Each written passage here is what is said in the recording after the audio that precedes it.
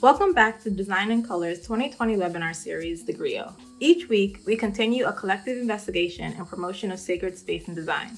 In today's episode, our storyteller will be none other than Mr. Kwesi Daniels. Kwesi is the head of the architecture department at the illustrious Tuskegee University, as well as an associate professor, sustainability professional, historic preservationist, urban geographer, designer, author, and perhaps his favorite titles, husband and father. Hello, Kwesi, and welcome to our DCo GRIOT series. How's it going? Pretty good.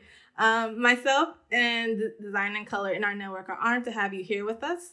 Thank you for taking the time off to share your work, your insights, and your story today. I know I've listed a lot of your titles, but who would you describe yourself to be for those unfamiliar with you and your work? Man, that's a great question. I guess maybe just a seeker of truth, right? Awesome. Coming into a space like architecture as a young man, trying to figure out what that was, I realized that there's a whole lot more to that idea than the letters that make up that name, architect. And now in wearing a lot of different titles, having studied different aspects of it, and then, like you said, that most important one being a father and a husband. That has shaped so much of my thinking about what this thing is. So, I guess just secret. That's absolutely brilliant. So for those of you who are listening, I met Kwesi back in 2014. He was one of the critics on my design review in my first semester of grad school. Whew, tough times. And then we reconnected in 2016 at a NOMA conference in LA when Design in Color was just starting. So Kwesi attended our very first workshop and has been a consistent supporter and advocate for DCo ever since. So Kwesi, thank you for believing in us. I think I tell you this every time I talk to you. And again, thank you so much for being here. Definitely. So in today's episode, we're going to focus on the barbershop as a sacred space in Black communities. I think when most people think of architecture, they think more in terms of nice houses, office buildings, civic spaces. However, I personally am more engaged in the field, and I reflect on the spaces intrinsic to me and my community. So it is in those like interstitial spaces where people gather, like parks and sidewalks, porches, beauty salons, and barbershops, that really begin to shape various communities. And even historically, even when barbers weren't able to serve their Black patrons publicly, it was still a major heart of these communities. So in Jason Parham's 2017 article, The Power and Politics of the Black Barbershop, he quotes, "A haircut for me has become a restorative experience. At best, it transforms mind, body, and soul." So for those unfamiliar, how would you describe the Black barbershop experience? Man, well, as you can see, it's been a while. I'll preface this by saying, all the way up until high school, I went to the barbershop. And it was an experience. You got your money together. You actually, you couldn't go to the barbershop looking bummy. You know what we talked about. Yeah. And then you would sit down. You had to get the right barber. Don't get the one that everybody knows it sucks, and you only do that because you're new to that barber. And I would get my hair cut. And then in high school, I started cutting my own hair. So pretty much from high school, I think I only went to the barbershop like twice or 3 times since then. So really probably the last 20 plus years, I have not gone to the barbershop to have my own haircut. However, it's almost like a rites of passage. So I've had to take my son to the barbershop because he has to understand that experience. Yeah. You have to understand how to engage with the barber, how to exchange money, how to tip the barber. My son is 3-4 years old, and he has to be the one who pays the barber. Yeah. Because but you gotta get the mirror, and you gotta look at yourself and check your size, check your back. Is it right? Like this is how we begin to teach business and business interaction and trading and a quality of product. The other thing about it is in that space, the the quality of conversation that happens in that space. The barber knows everything about everyone and everything that's going on.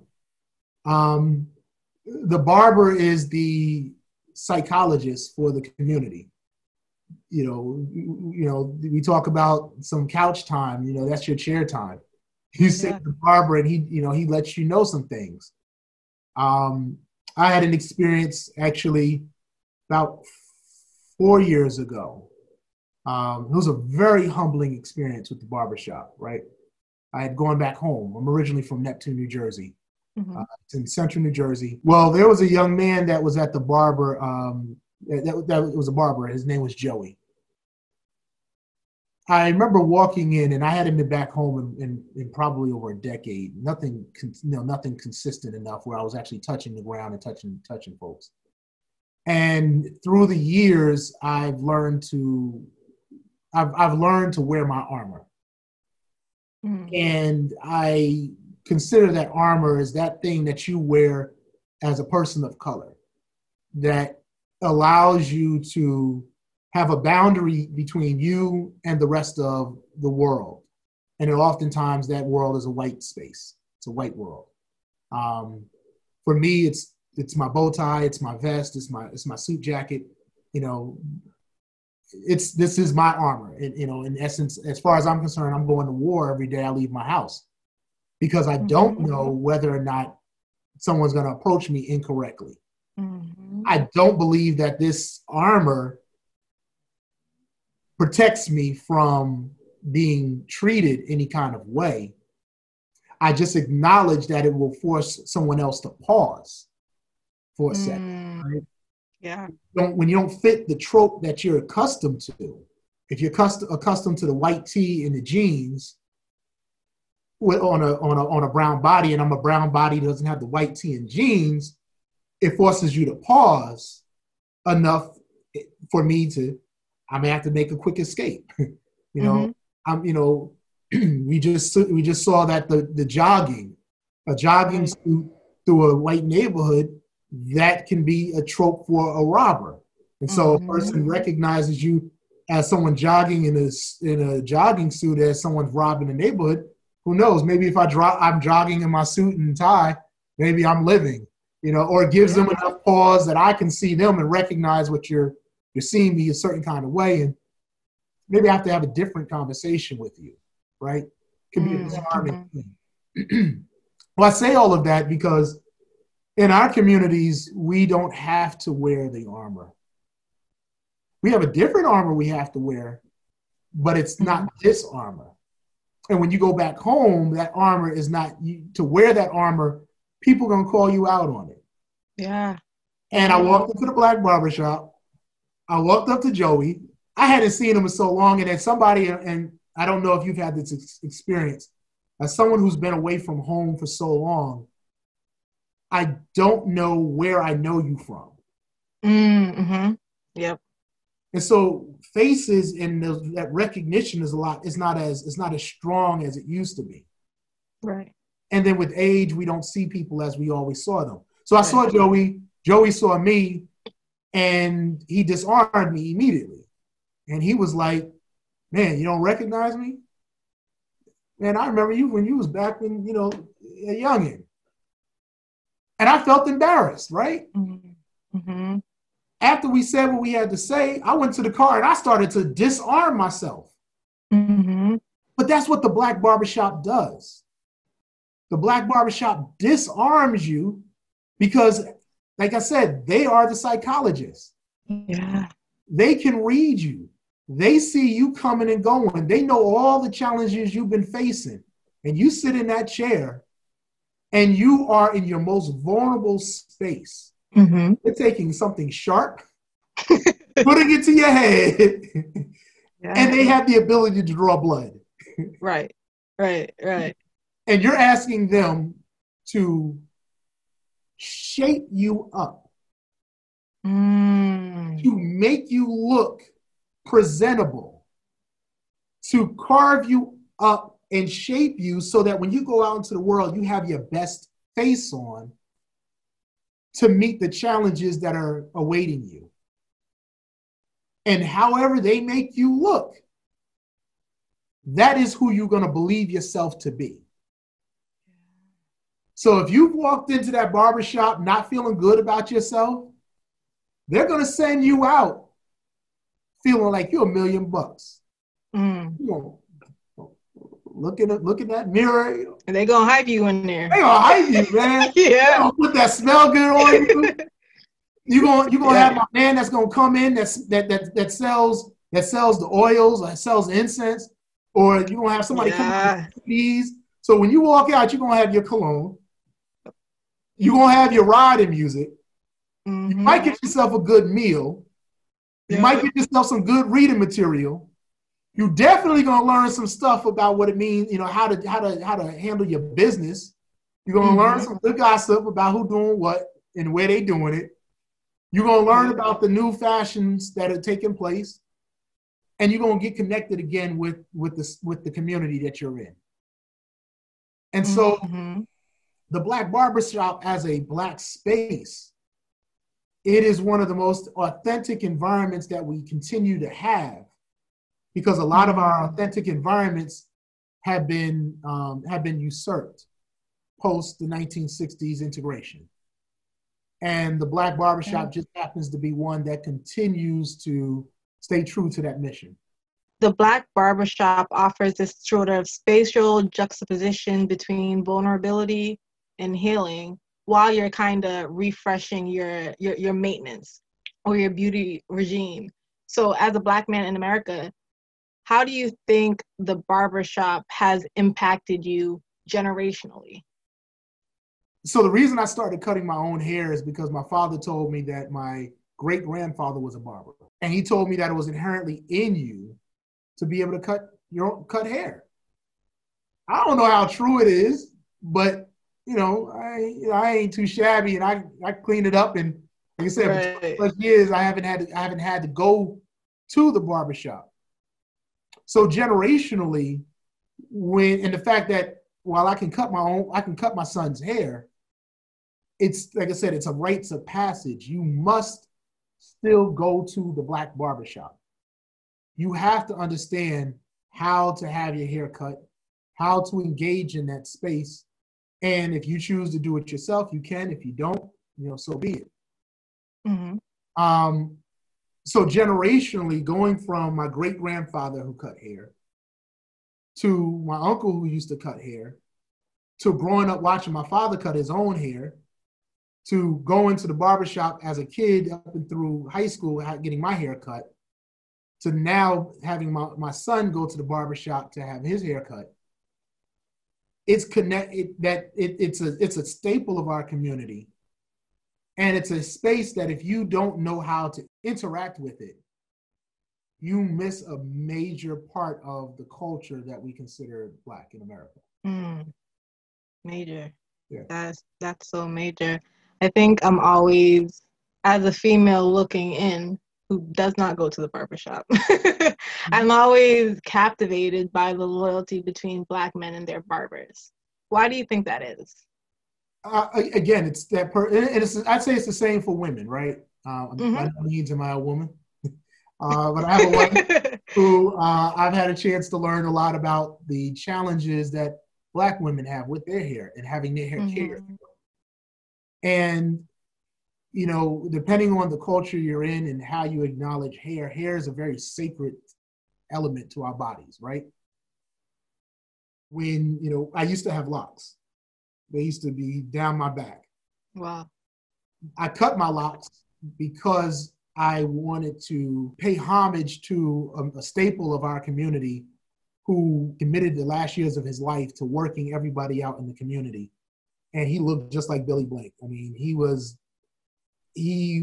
worked out hard before you arrived, worked you out hard when you got there, and worked out even harder when you left. Just a genius when it comes to working out. Right? Well, he contracted stomach cancer. And when I found out that he had gotten stomach cancer, I wanted to pay homage to him. I dislike how we have to die before people pay us respect for the work that we did. Mm-hmm. Mm-hmm. And so I cut my hair in honor of him. His name was Coach Shaka. I cut my hair in honor of him because the commitment that he had given to us and how he had shaped us up and worked us out, I felt I needed to give that commitment back to him. Mm. And so when we understand that the role that your hair plays in shaping who you are and the messages that it contains.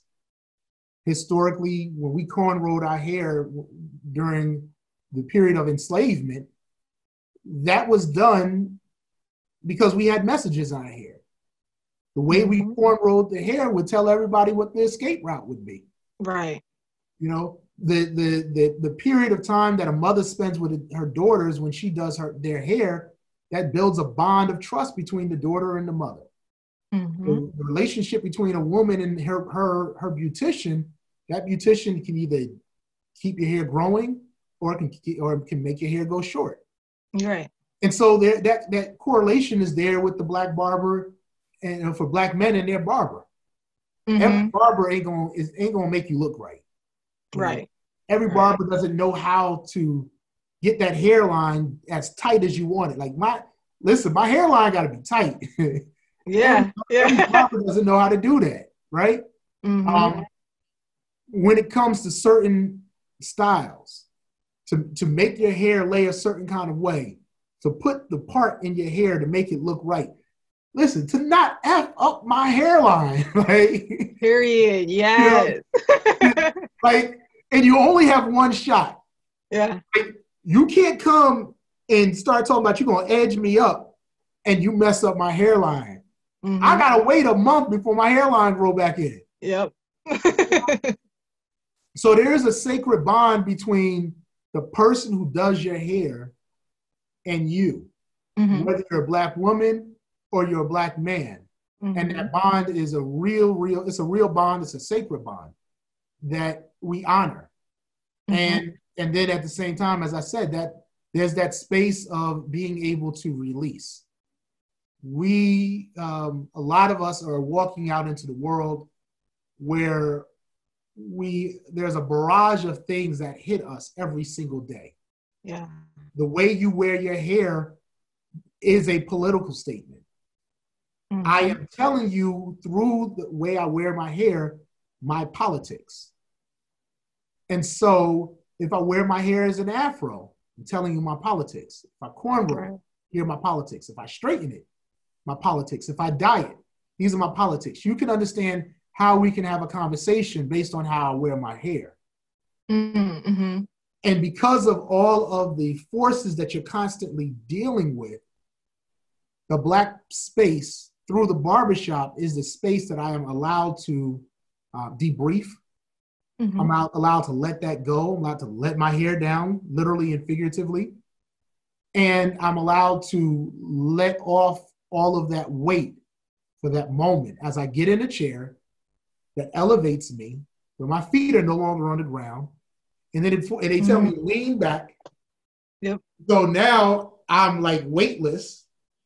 My head is leaning back, whether they're washing my hair or they're cutting my hair. You have total control over me in this moment in time. Right. I get to let go. In the only space where I don't get to let go. And I get to let go on display to all the rest of the customers that are here. And so if I came in not tight, yep, all these customers who most likely are going to be Black, they give me validation that I can go back out into the world and I can brave that world. Because the barber just hooked me up. He just cut me. I'm looking at myself. I see how I look. Those customers, they see what he's been able to do for me. And they're like, I want that done for me too. And then I back out into the world. I put the rest of my armor on because the truth is the barber just put the helmet on. I put the rest of my armor on. And I go to war. Wow. That was beautifully said. So when we look at the rapid effects of gentrification in marginalized communities, as well as the history of redlining in this country, do you believe the Black barbershop as being a vital source of economic development for lower income communities? Oh yeah, oh yeah, oh yeah. Historically, that's what it's always been. The Black dollar flows through there, and when you look at what the Black barber serves as and what it's been able to do. Previously, I mentioned all the different sub things that you can get when you go into the barbershop. Right. You were in there to get your hair cut. You walked out finding out about the next parties, either because somebody came in promoting it, or it was up on the wall. And so that's the Black dollar circulating, because my dollar is going to go into that barber, and that barber is probably going to go to one of those parties, and that dollar is now circulating. I came in here and someone came through with a chicken dinner or a fish dinner or some type of food, where they were selling it there or they're selling it outside. Or somebody, that Jamaican restaurant around the corner, somebody came with some food, it smells so good, I had to go over there and get some. So that's that advertising, right? Right.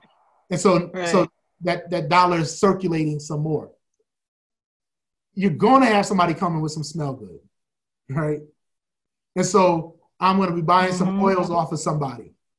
That Black dollar is circulating some more.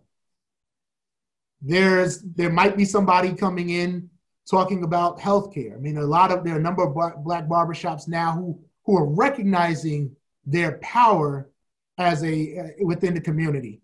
And as they team up with others, they're inviting people to come in and talk about the health disparities, diabetes and heart disease, and how to eat better. And so you're gonna get that knowledge coming in. And so that Black dollar is circulating even more, because I may be buying something off of that gentleman that's sharing that knowledge, or I may come see them later. And so what the Black barbershop is it's a hub. And when we think about the hubs that we come across these days, you go to Walmart. Walmart is a hub. You have the groceries that you're getting, but you can get your Subway. So I get my food. You can do your taxes. You get your financials. Pay your bills. You pay your bills. You can cash your check. You can get your money order. It is no different as an entity. It's just the Black barbershop is a much tighter footprint. But all of those things technically are paying rent. I mean, they come in, they do what they do, and everyone gets a cut off of that. So it is a strong economic driver for our community. And the other beautiful thing about it is done in a way that you can't even tell the amount of money that can or does flow through that Black barber. Good point. I consider the barbershop a sacred space. I'd like to hear, what do you define as a sacred space, and where have you been finding your sacred space in the current times? I mean, I find sacred spaces as any space that you can go to that you can find your center.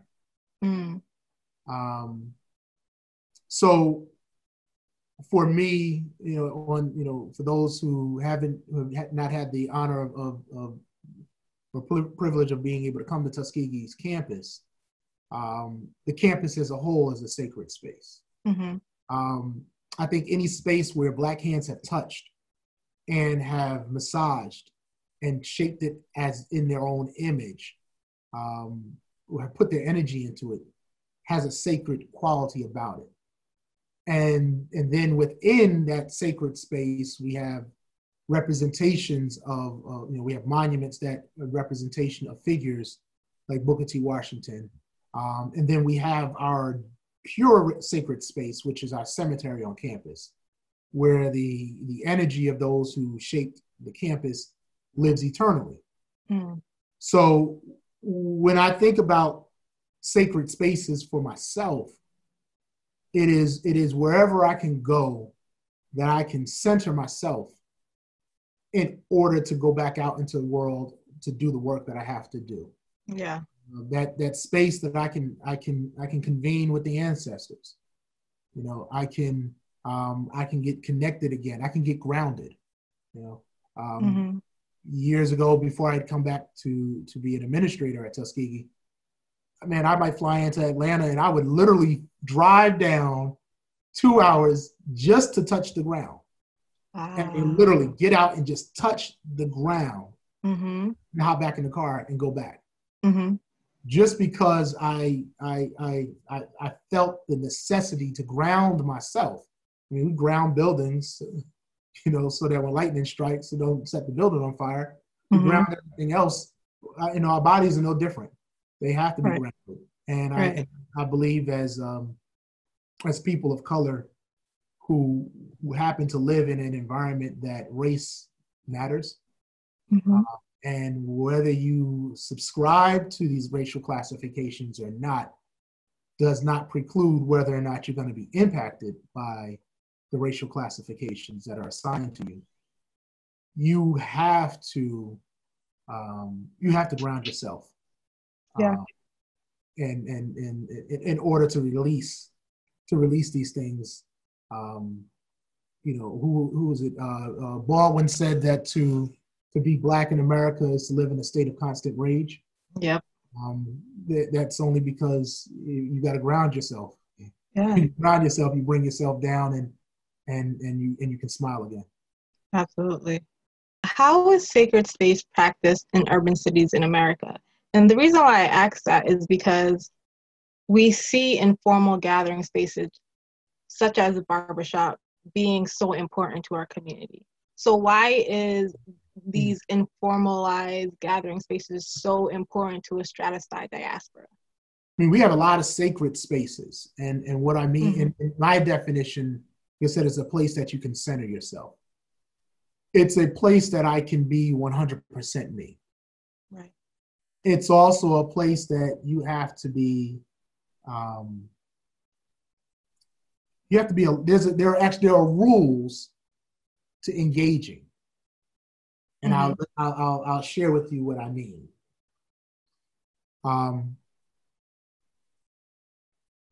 The basketball court. That's a sacred space. Yeah. You can learn a lot of information by going to the basketball court. You can connect with people at the basketball court. People can get a chance to understand who you are at the basketball court. You can humanize yourself to the environment at the basketball court. You getting into a pickup game, you ain't just hopping in that game, though. There are rules to your engagement. And the folks that utilize that court on a daily basis, that also becomes partly your pass into other parts of the community. Because if I see you on the basketball court and then I see you in the street, I know you from the court. Right. The corner is a sacred space.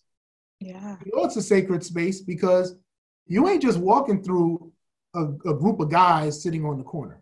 Right. I don't care who you are.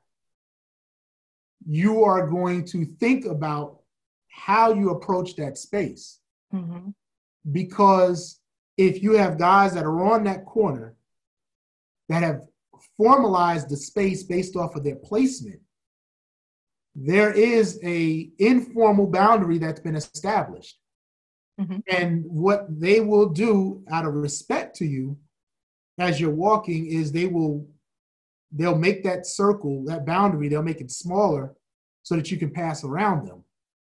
But they're going to maintain that bubble. They're going to maintain that space. It's a space of protection. It's also the reason why it's a space that's attacked you know, through securitized forces, police forces and other forces will come and break up the corner. You know, I mean, without going into all the detail, we know the way the corner functions and how it has served as a node of economic distribution in our communities. And so the barbershop it becomes a similar sacred space for that engagement. So we have a lot of sacred spaces within our communities and within urban environments that are unique to us and define how we engage within that urban environment. And they've been transformed over decades. Yeah. You know, grandma's house, it's a sacred space. Certain homes are a sacred space. Certain porches are a sacred space. Certain community centers are a sacred space. Certain churches are a sacred space. They're not all sacred spaces, but they're that environment where folks can come and get centered. They're that environment where, you know, I can hit this space and the message can go out. It's the messages that are inside that space, right? So I have to qualify it a little bit more. See, if you have a sacred space, and let's take a black barber shop that has a bunch of white faces on the walls, that's not our sacred space. Right. If you have that black church that has white Jesus all over the walls, or even the white pastor, that's not our sacred space. There are certain symbols, there are certain knowings, there's certain conversation.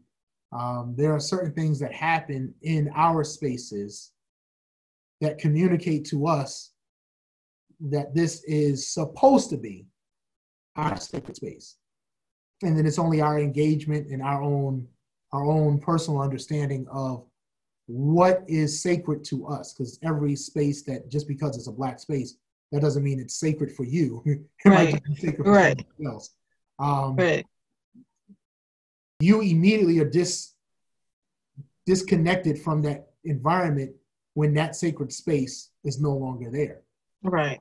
So the necessity to preserve that space so that you can always return to touch it, to share in those memories, to reconnect to the environment that you grew up in, and to reconnect with the people, because all the people, schools become a sacred space. Yeah. All the people that have come through that, they can connect back.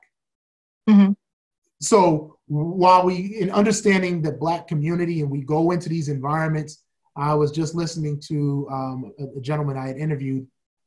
He mentioned as spaces are being gentrified, the question is what is left behind? And that part of that is our sacred spaces. We got to keep our sacred spaces there. Those things that tell our story, that ground us. So these are these sacred spaces that exist all in our communities, that it is our responsibility as practitioners and shapers of space to engage with. Because what I found here, and Tuskegee I've talked about it as a sacred space, but it's also a sacred space for Black architects, because this is where the Black architect began. While the Black architects were educated elsewhere, they got their training at Tuskegee in creating buildings and spaces for Black students. And those students went out and created more Black spaces and Black towns. We talk about Black Wall Street, the Greenwood community, Greenwood Street of Black Wall Street gained its name from the Greenwood village of Tuskegee, and Booker T. Washington gave it the title Black Wall Street. His students went out and helped form Black Wall Street. They went out and helped form Mound Bayou, Mississippi, and Eatonville, Florida. These are Black towns and settlements all over the country that were formed by Black architects and Black builders who created spaces for Black people to build out of. Right. The Civil Rights Movement. Black architects who were responsible for the design and management of the construction of so many Black churches that became spaces of refuge, became sacred spaces, became protected spaces when they were escaping the onslaught of people that wanted to kill them. Mm-hmm. So this idea of Black space is a lot bigger than just saying, hey, this is a space that I'll go inside and, you know, I feel comfortable. Right. We have grown as a community because of Black space. The Black church, giving your tithes and offerings to the church, and the Black church pooling those resources and then elevating the community. When it was done the way it's supposed to be done, the community around that church was elevated because the church was that bank. You know, you gave 10% of your income to the church. Right. The church went ahead and built the community up, right? Right. And so that's how we have historically built Black spaces and Black communities, to carve out a place for ourselves in a country that has been historically racialized. Right. We couldn't turn to anybody else but ourselves. Absolutely. Awesome. Thank you so much for sharing your perspective and your thoughtful responses. I think you hit the nail with those two for sure. Are there any final thoughts you'd like to leave with our audience today? Man, I would say with this pandemic that we're dealing with, as I said before, this is the new normal. This is actually exciting time. This is really, really exciting time. Let me add something. I would add the school. It is so imperative that we get our own schools.